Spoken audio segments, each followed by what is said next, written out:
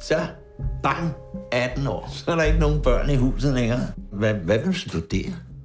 Jeg vil ikke studere, jeg vil heller ikke være student. Altså, hvad er det for en grille? Så er jeg træt af at blive hånet over i skolen. Hvad snakker du om? Alle ved, du arbejder med tyskerne.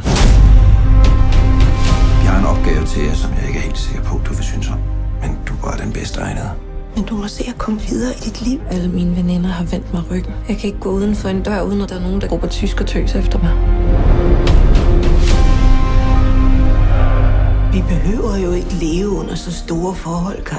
Jeg havde håbet, at du ville støtte mig i det her.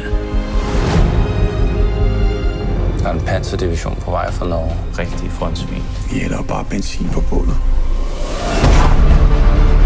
Er planen klar? Ja, hvornår kommer Petersen? I aften er det mig, der er Petersen. Kan du få kontakt til Axel? Nu er Gestapo efter ham. Jeg kender nogen, som måske kan give ham besked. Du har bygget den virksomhed op for det rene ingenting. Nu må du ikke ryste på hånden.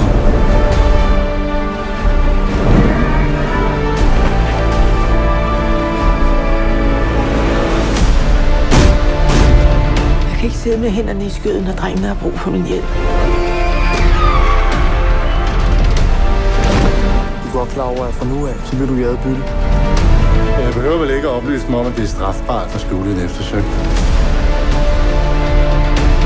Der skal vi også nok få ram på.